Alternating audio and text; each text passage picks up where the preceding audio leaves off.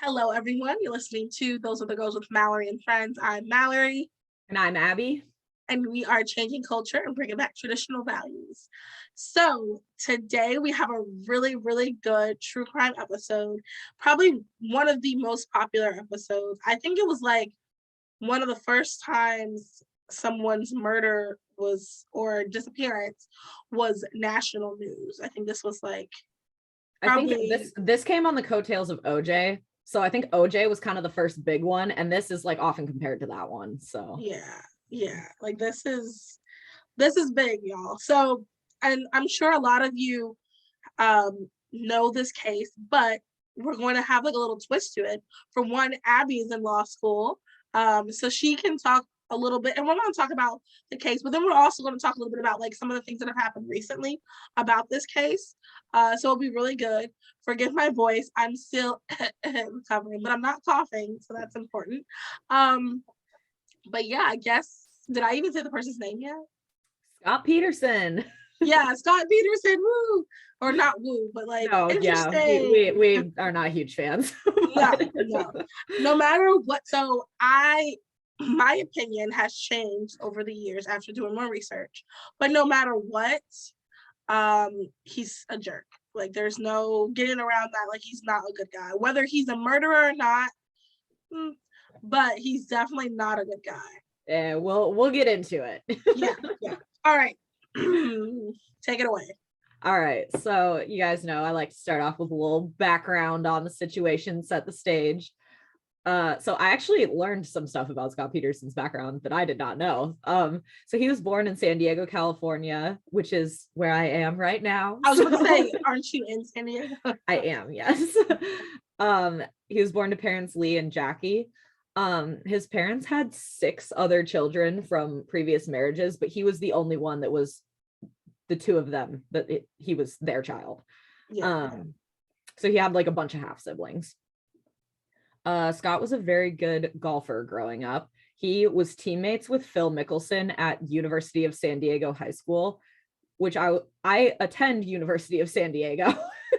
Oh my I did goodness. not know that we had a high school. Wow. Like, Okay. I had no idea.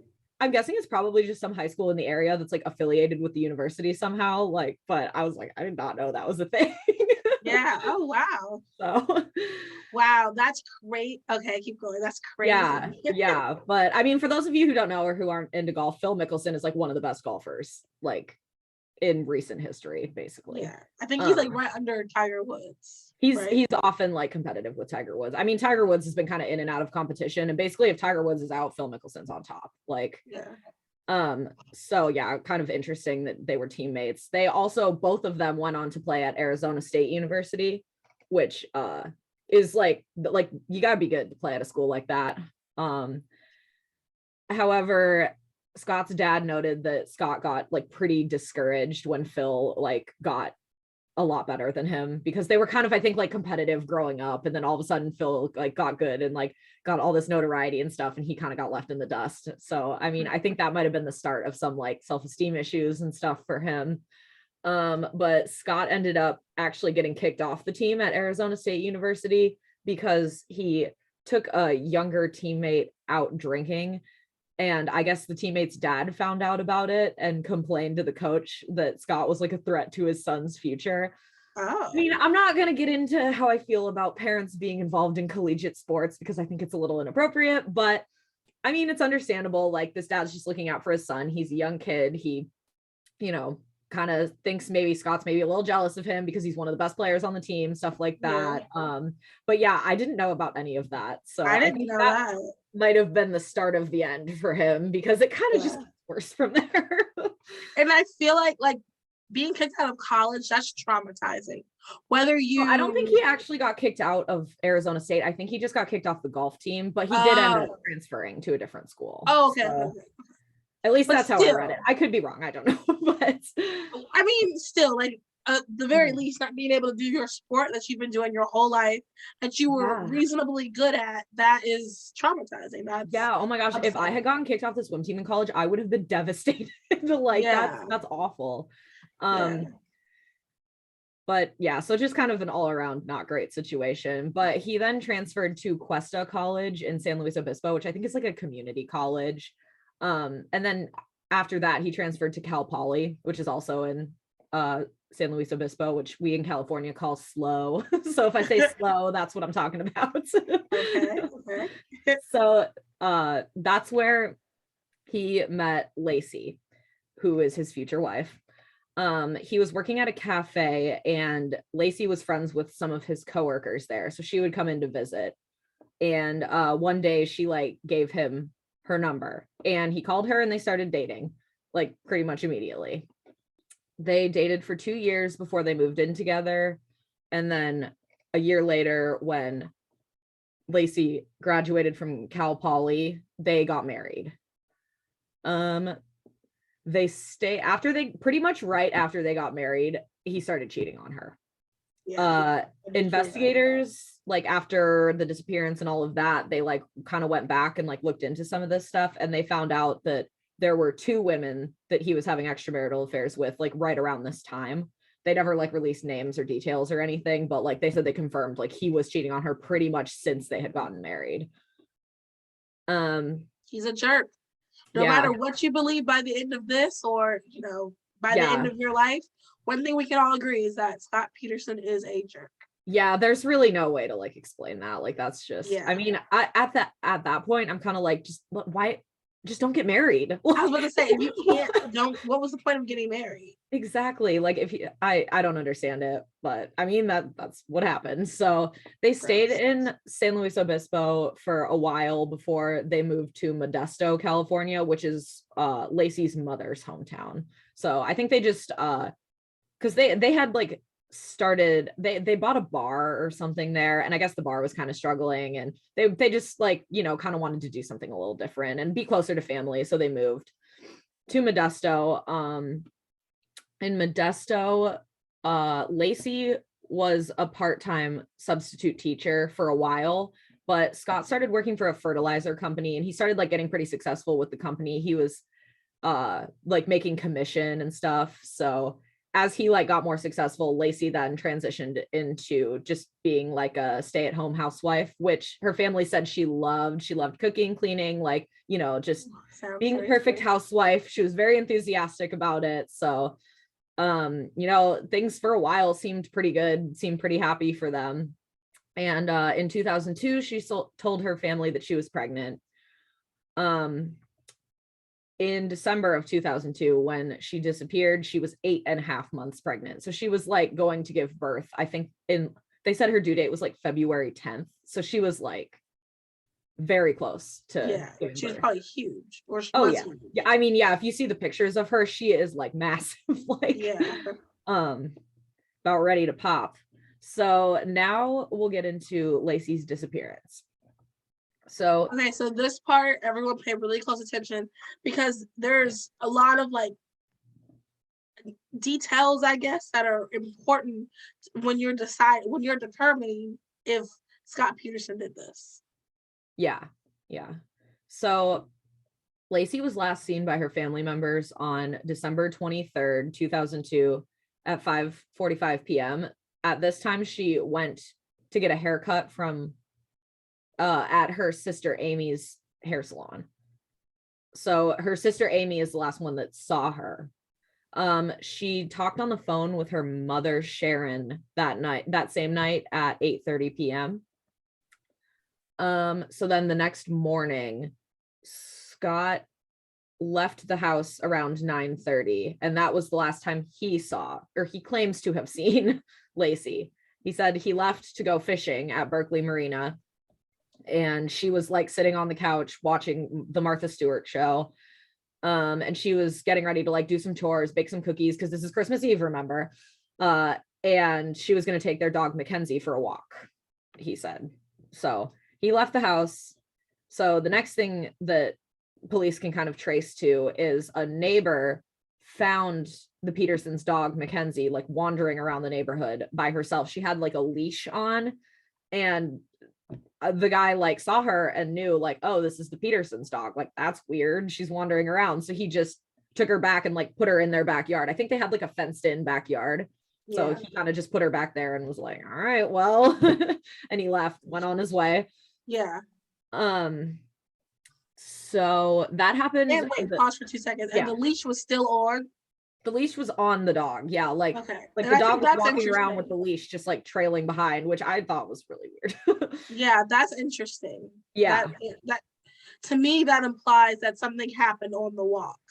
right. Like, or I mean, she at least was intending to take the dog for a walk, Right. and the dog got out, or I don't know, but like, Yes. so, like Yeah. she was at least going to take the dog for a walk, or maybe Right. was already on the walk. Right. Right. But then I also wonder, I'm like, was Scott trying to cover his tracks? Did he, was Yeah, he like, that's go ahead, Mackenzie, run around with that leash? Like, yeah. I don't know. I mean, I there's mean, a lot of different ways this could go. yeah, well, that's what I'm saying. If he's a master manipulator, if he's thinking that far ahead, that is true. That would be very smart. I mean, Because it would that, be like smart. I said, my dang it. Okay, like I was saying, like my initial thought was, okay, something must have happened on the walk if the leash is on there. So if he was thinking ahead, that would make sense for him to. That's not a stupid thing to do either. Like to be like, well, then Yeah. how did the dog get out? Like she must have been walking the dog, you know? Like how do you Yeah. argue that? Yeah. But anyways, so next thing that happens is Scott returned to the house like later that afternoon after he like got back from his fishing trip. The house was empty. Mackenzie was in the backyard because the neighbor had put her there, and Lacy was not there, but her car was in the driveway. So what does he do? He goes and takes a shower. Like, I mean, doesn't whatever. I mean, he was probably all dirty from fishing. Like, you know, So half of me is like, oh my gosh, okay, your pregnant wife is not here, and you're just gonna go take a shower. You don't at least want to call her cell phone, be like, hey, where are you? Like, right. Yeah. Then the other half of me is like, I've come home before, and like nobody's been here, and I don't automatically start panicking. You know, I think it's just really like, this is a good example of how another either or, like it could just be because in a podcast I was listening to, they were saying like when you're out fishing, you come back, you're really dirty, you smell bad, and you're gross. So all you want to do is just take a shower. He did say he was like wet too, like so. I mean, I understand that. Also, like she does have family nearby, so like it would have been really easy for her to just like pop over to family's house. But the only thing that gets me is that her car was in the driveway. Like, if I came home and my roommate's car, like literally when I come home, if my roommate's car is in the driveway, I'm like, oh cool, she's home. Like but there are times where she's out on a run and like her car is here but she's not, like, so I don't know. I guess maybe I'm reading too far into it, but no, if her car was in the driveway, I would have assumed she was home. But I mean, one thing, this is an example of he could have, it was a good look on his part, or it's really like a maybe somebody else type thing. Yeah. So he showered, and at 5:15 p.m. Lacy still wasn't home, so he like started calling around to her family members, like to see if anyone had seen her. And that's when Lacy's stepfather called the police, and like they have confirmed he is the first one who called the police to like report her missing. So that night, detectives came to the Petersons' house and they found Lacy's keys, wallet, and sunglasses in her purse in a closet. The dining room table was set for a dinner, and I mean, yeah, it was Christmas Eve, so they were like probably gonna have family over or something. But yeah, so Peterson was questioned Scott Peterson was questioned that night, and police said they suspected him immediately, which I mean is not shocking because I feel like generally when someone goes missing, they always look to like the significant other. Right. But they said like in addition to that, he came off as like very calm and stoic and like almost like not like somebody whose pregnant wife was missing. He was just kind of like whatever about it, I guess. And he also gave some inconsistent answers when they questioned him. So he had told investigators that he went golfing that day, which he kind of later backtracked and said, well, I was going to go golfing that day, but then I like last minute decided to go fishing or something like that. And it's kind of like, why lie about that? Like, why would you lie about that? It doesn't, what difference does it make? It almost seems like he was trying to tell him he went golfing, like, so that they wouldn't trace him to the San Francisco Bay, which is, spoiler alert, where they're eventually going to find her body. So I don't know.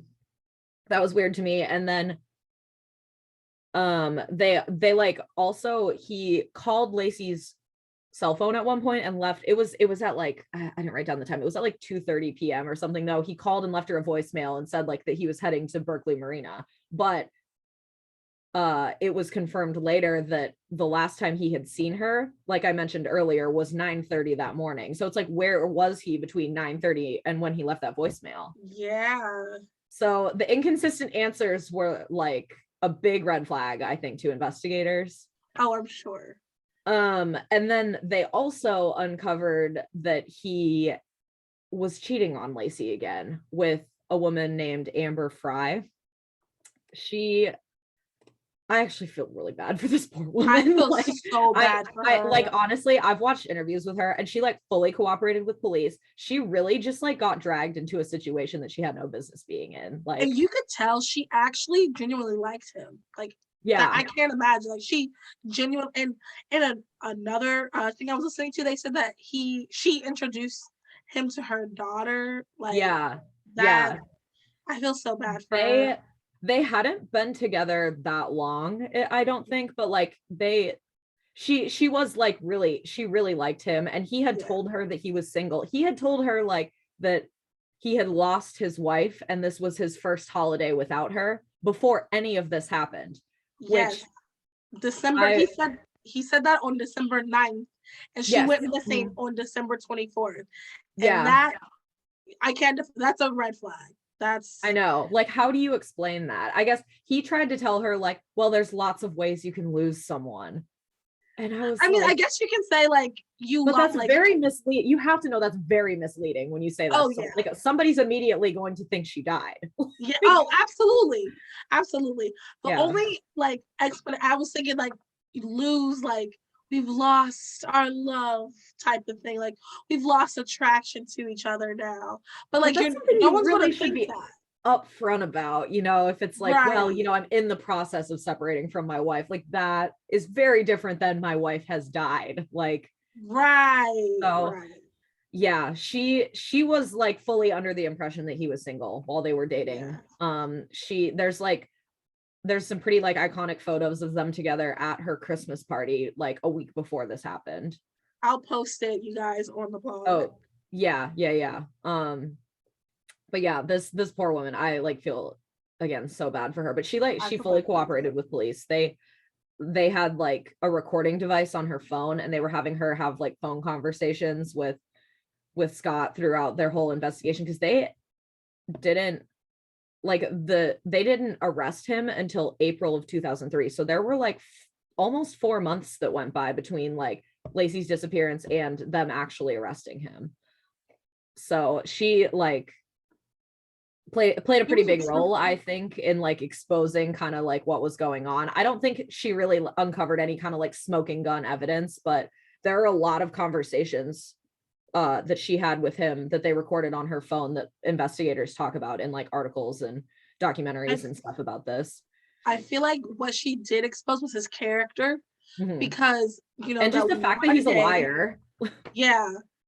And the like during like the visual or something, he like stepped away to tell her that he was in Paris, and it was at the visual trying to find her. This was before we knew that she was dead, right? And that just exposed a lot of his character. And honestly, like we're gonna get to the sentencing in a little bit, but like that, I think his character, all that stuff, was his worst enemy. Like if he wasn't this terrible liar, I don't think people wouldn't have. I don't think he would have been convicted, if I'm being honest. Because like, if people didn't see, well, anyway, we'll get there. Right? Yeah. So it's crazy because like you mentioned, Mallory, he lied to her and said he was like in Europe with friends or something. He had this whole backstory, like, oh yeah, I have this friend visiting from Spain. Like it was listening to that conversation, I was like, what? Like, where is he getting all of this stuff? Like he has it very planned out, and the whole time he's in Modesto, like at vigil for his wife. That's crazy. Missing, and Amber is just playing dumb this whole time. She's acting like she has no idea, like, and I'm kind of like, dude, you're all over the news. There's no way she doesn't know about this. Like, do you really think she's in the dark? Like, he's also stupid. Yeah. I mean, he eventually comes clean and tells her, and she like, I mean, I thought she played it off really well. She kind of was like mad at him and stuff, but like they kind of kept talking, and she kept like getting these conversations from him and stuff. And I mean, honestly, like I applaud her. Like I He's think she did MVP. everything she could. Yeah. And probably like more than a lot of us would be willing to do. Oh So yeah, yeah, yeah. but yeah, that's just kind of another aspect of this, you know, like it kind of adds to like a motive as to why he might want to do this. You know, he wants to be single. He has this mistress. He might want, you know, have a reason to want to not be married anymore. Yeah. And have a kid on the way. I mean, a kid does kind of connect you to someone in a certain way. And it's possible he just panicked and was like, I don't want a wife or a kid. Like this feels like my only option. So yeah. And I'm pretty sure statistically the number one killer of pregnant women is homicide. yeah. So Yeah. that's sad. It's really, really sad. Yeah.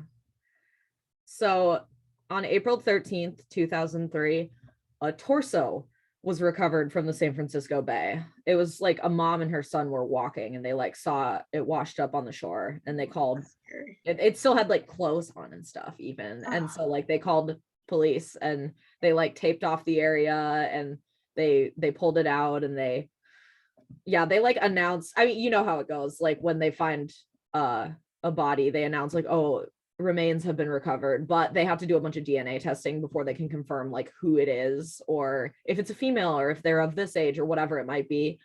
So the very next day after they recovered the torso, they found the unborn baby's body. It was washed up about a mile away from where the torso was found. But then let's see, so 4 days after that, on April 18th, 2003, DNA testing confirmed that it was Lacy and her unborn baby, which they were going to name Connor. So we'll call him Connor. So April 18th, 2003 is also the day that Scott was arrested. He was arrested in San Diego, California. He was like down here staying with family, I guess, while all of this was going on, probably trying to hide out a little bit. I was gonna say he probably had like, you have to get away. It's something that big, which is very interesting because, fun fact, the day that the least amount of police officers are working is Christmas Eve, and all of this happened on Christmas Eve. So I'm, you know, if he was thinking that this would be a good time to murder her, I'm sure he wasn't expecting all of this publicity, because I mean it was national. Yeah. You know, same with Gabby Petito. We talked about her a couple episodes ago. Everybody check that out. It was just something that, you know, people die and are murdered, go missing every single day. Hundreds of people, but nobody really makes a big deal. But for whatever reason, people decided to latch onto this one. Yeah. Yeah. I mean, it's crazy how much media coverage this got. I watched like the Hulu documentary on this, and they said it even overshadowed a lot of like the stuff going on with like war in Iraq at the time. Yeah. Like, and that would, they said basically if this had never happened, that would have been a way bigger deal than it was in hindsight, because this overshadowed it so much, which I think is crazy. That's crazy. Yeah. So investigators, or like police detectives who were like going to arrest him, like followed him in his car in San Diego, and they think he was like trying to cross the border and like basically get away so that they couldn't find him, because he had dyed his hair blonde, and when they found him, he had $15,000 in cash on him, and his car was like packed with camping and survival gear, they said. So I was like, I don't really know what the plan there was, but it looked awfully a lot like he was trying to escape. So, okay, I want to do devil's advocate. In another podcast, they were talking about this, and they said that like he had an explanation for everything. And here's the problem with the explanation for everything. Sorry, I'm a cough on myself. No, you're good. Sorry, I hope it's not too bad with people listening. Here's the problem with the explanation of everything.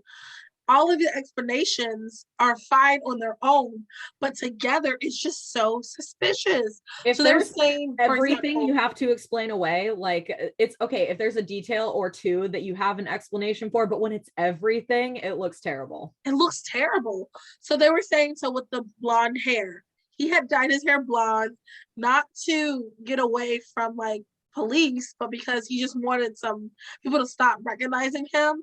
And apparently the police knew he already had blonde hair because before he left to go to San Diego, I think he had told them. So okay, that's one. The $15,000. His mom said that something with like his mom needed a transfer of that from her account to his account or something like that.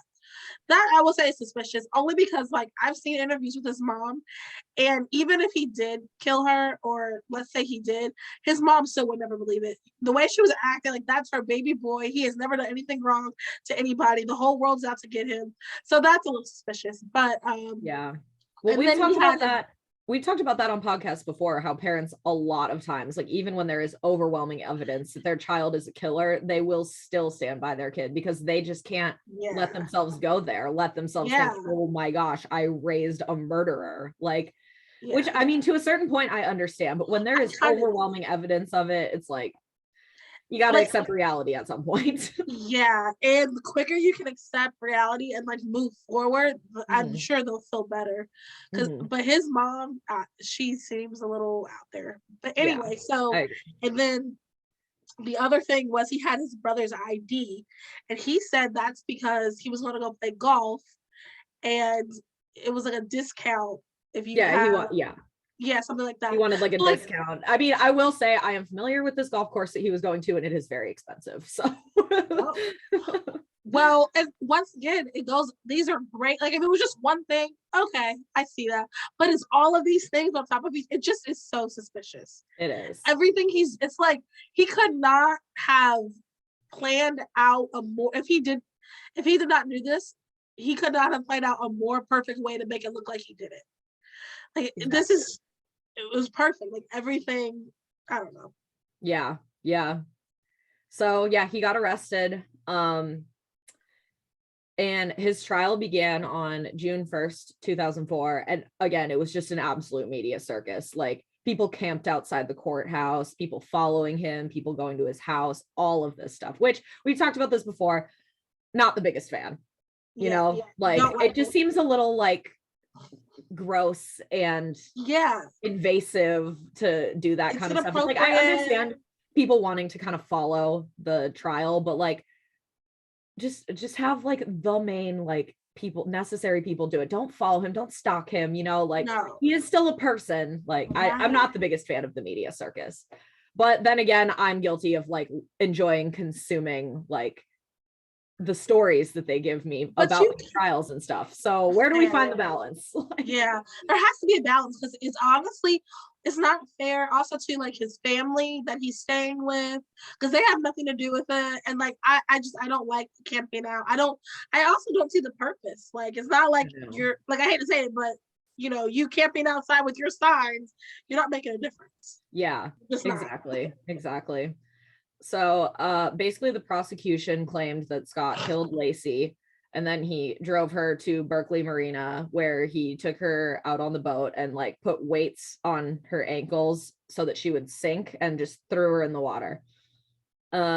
Basically, again, the defense kind of took on the strategy of just like poking holes, and they really relied on the fact that there was hardly any forensic evidence. It was mostly circumstantial. Basically the only piece of forensic evidence they had was one hair that was confirmed to be Lacy's on a pair of pliers that was on the boat, which I'm like, I mean, she was his wife. Like, I'm sure she had been on the boat before. Like, there could be an explanation for that. Also, there is one piece of forensic evidence, a hair. Like, that's nothing. Yeah. And that's where I have reasonable doubt. Now we can get into this part really quick. Sure. I feel like, okay, also too, I looked at the definition of reasonable doubt for everybody to listen. This is the part that you guys are gonna love. We're gonna really into the weeds of this. Okay. So I looked at the definition. According to Cornell EDU, their law website, it says this means that the prosecution must convince the jury that there is no other reasonable explanation that can come from the evidence presented at trial. And all they have is that strand of hair. That just is not enough. Like, I feel like that's just not enough. It's just not enough. Yeah. I think I agree. So there are claims too of people seeing her walking the dog. I don't think they were like super credible because none of them described her to a T, basically, is the problem. Right. Like, which is, I think is kind of a problem because she is very recognizable because she's so pregnant. Like, well, I think I heard somewhere there was like 2 other pregnant women in the neighborhood as well. And, dogs, a lot of dogs look alike. So it's not like, people are like, oh yeah, I saw a pregnant woman walking a dog. It's like, okay, well, if there are other pregnant women around, it could have been any of them. Right. So, I mean, I guess I don't know. As a juror, they're allowed to basically assign as much weight to different pieces of evidence as they feel necessary. Like if they think a piece of evidence is super compelling, they can make that the sole basis for their decision if they want to. Like, it's just like, I don't know, juries are given a lot of leeway with this kind of stuff. Like if they think, oh my gosh, like I really think that people saw her walking the dog, I really think he's innocent, like, and the jury as a whole kind of agrees on that, then they can acquit him. But if they think, oh no, that guy who brought the witness is a total quack, like he's just like pulling at straws here, I don't think anybody actually saw her, like convict him. It's crazy how it can go either way, just based on how compelling the jury finds it. Yeah, I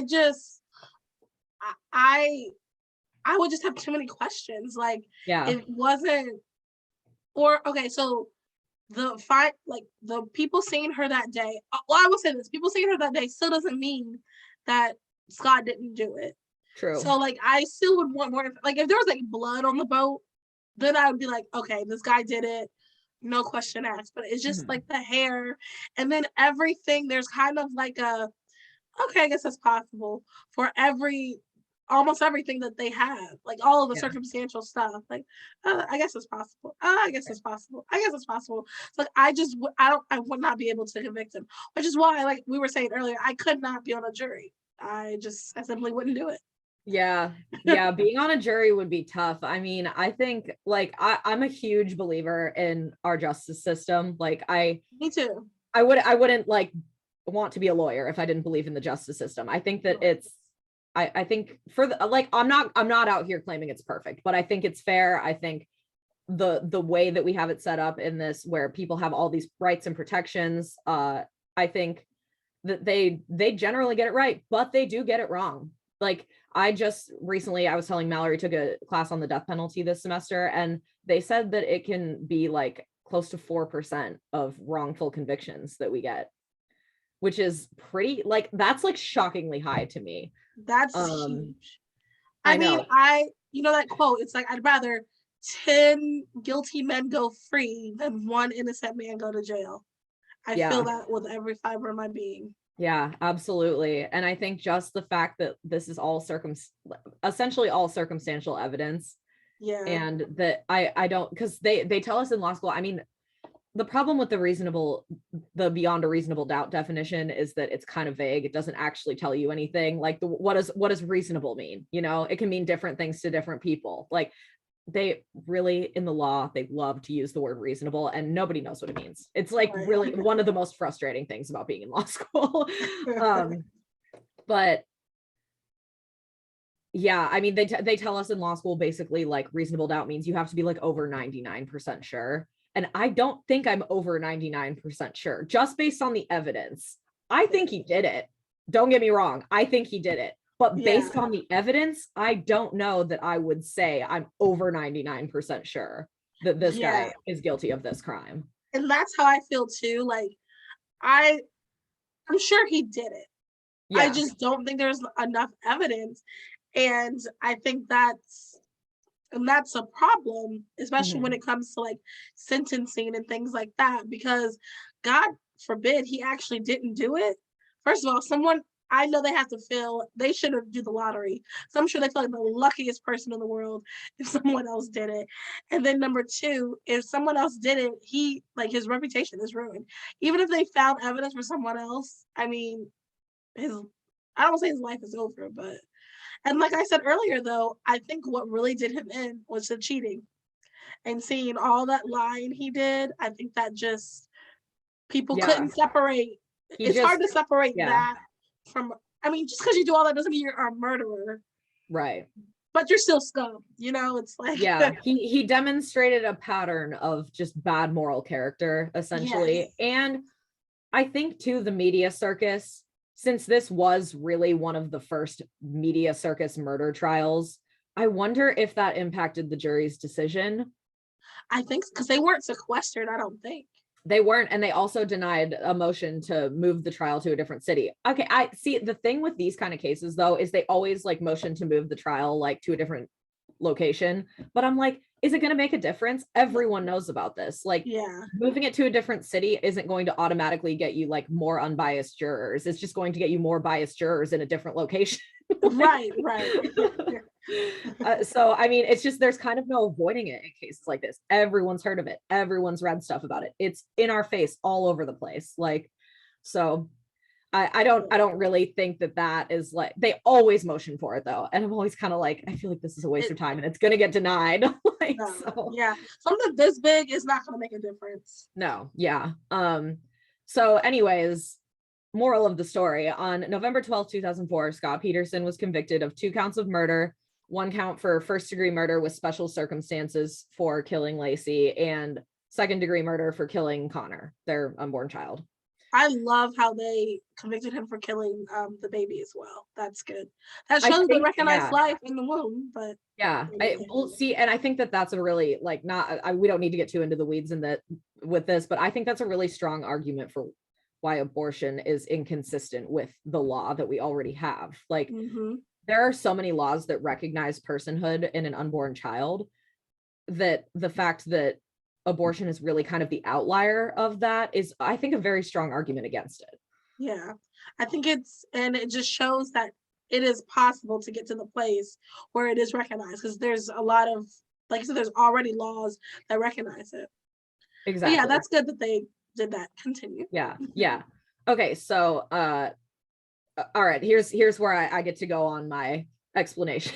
Yes. Death penalty cases. So yes. How death penalty cases work is they're required to do them in 2 separate phases. So the first phase, which is the trial that I just talked about, is the guilt phase. That is where they determine whether this person is convicted or acquitted of the charges. And like I said, they convicted him. So since he got convicted, they then move on to the sentencing phase of the trial, which is a separate phase that happens after the conviction comes. So what they do at the sentencing phase is the jury, they can present sentencing evidence, basically like circumstances and mitigation or aggravation that either are like, here's why, basically like the prosecution will say like, here's why this crime was so egregiously bad that like he should get the death penalty. And the defense will put up evidence saying like, here's why this crime isn't so bad and you should maybe consider giving him life without parole instead. Is it the same jury from the first time? Same jury. Yep, same jury. So they hear this evidence and then they have to decide, like, do we want to give him the death penalty or do we want to give him life without parole? And this jury rendered a sentence of death by lethal injection, and they also ordered Scott to pay $10,000 for Lacy's funeral expenses. So they gave him the death penalty. So personally, I am against death penalty. I, as a pro-lifer, and there are pro-lifers who are against the death penalty, but that's neither here nor there. But I am against the death penalty, and I do for a myriad of reasons. But this is kind of one of them, in the sense of like, he was on circumstantial evidence. Once again, if there was blood on the boat, I would feel so much better. Like, it would make more sense. But just for these tiny things, because death is so final. I mean, how many times have they gone back and been like, oops, we just saw that it actually wasn't this person, but they're already dead. Yeah. And that's just not, for this specific, that's just not, I just don't think that's right. One of the two of the big reasons why I am personally anti-death penalty is, as a Christian, I do think that we are not in charge of when someone's life is over. I don't think we're in charge of when it begins. I don't think we're in charge of when it's over. I think we should have, people should be on, have life in prison. They have a chance to hear the gospel. I just personally, I just don't think that that's something that we should be in charge of as people. And then the other reason, like from like a legal political or whatever standpoint, is there's just, it costs too much money. It costs more money to have people on death row than it does to have them go life in prison. And then number two, we just really aren't, like, God forbid it's the wrong person, or God forbid, I mean, there's been times where there was a movie about it where a guy was on death row and he had like something was wrong with him mentally, and like it's just too many things. That I Yeah. just don't think that it's something that we should be doing. I totally agree. You really summed that up very well, Mallory. I definitely agree. I was telling Mallory before we started the recording, I actually took a class on the death penalty this semester. I just took my final for it like a week ago. So Time. I feel like this case came at the perfect time, because I actually feel like qualified to talk about this now, which is good. But I think going into that class, I was like pretty on the fence about the death penalty. I feel like a lot of it came from just really not knowing that much about it. But after taking this class, and like we had guest speakers, like we had someone come in and talk to us from the California Innocence Project, and we had a prosecutor come and talk to us, and we had a defense attorney come and talk to us. We really got, I feel like my professor did a really good job of presenting like all aspects of all stances, on the death penalty. Like the prosecutor that came in, I think, was a little more pro death penalty. The defense attorney and was a little more against the death penalty, and the guy from like the Innocence Project was kind of there to show us like, hey, we don't always get it right, like, and that's another consideration to kind of have. So I think really like the culmination of evidence I saw, I think really did change my mind, that not change my mind, but like help me get to a point where I am against the death penalty. Because I think, man, like 4% that's is so is like, they obviously don't know for sure, but 4%, that's a huge number. Like, and I would like, it just doesn't sit right with me that we can live in a society where our government can take someone's life, and that's not something that you can take back. You can let someone out of prison, you cannot bring them back to life. Right. Yeah. So yeah, I am also against it. And I mean, again, I'm a Christian too. The Catholic Church is very pro-life, like, which I'm a Catholic, so I definitely, follow all the church's followings on that. And yeah, I'm also against the death penalty, I think. Yeah, at this point. So, and I just, back to the Scott thing, what really concerns me is there just isn't enough, like, okay, perfect example, Josh Duggar. I don't think that he should get death penalty. I definitely think he should do life in prison. But like Josh Duggar, okay, I hear you if you want to argue for him, because there's undeniable evidence. Scott Peterson, it's all circumstantial. Yeah, I mean, I feel like there's just such a balance of facts in his favor and facts against him. He has zero history of violence, zero. Yeah. And I mean, just, everything else we've talked about, it's kind of like, well, there's this, but there's also this. That's one of those cases where it's like kind of mind-boggling how it's like, did he do it? I don't know. Like, yeah. So yeah, it's crazy. But anyways, so actually recently there was a development in this case. On December 8th, this year, y'all, 2021. Yeah, like literally just a couple of weeks ago. The Supreme Court of California, in a 7-0 decision, they upheld Scott Peterson's conviction, but overturned his death sentence, because I guess the trial judge, who is no longer alive. So, I mean, interesting. That's just like kind of, I mean, that they're deciding on like a decision this guy made, and he's not even here anymore. Like, it's kind of interesting. But I guess the trial judge had dismissed jurors who had opposed the capital punishment without asking them whether they could put their views aside. So, I mean, I feel like this gets into a little bit of like legalese that not a lot of people might care about, but basically how it works is like when you're picking a jury for a death penalty case, the jury has to be what we call death qualified. So basically, lawyers are allowed to question prospective jurors before they select them to be on a jury. And what they'll do in a death penalty case is they'll ask the jurors, like,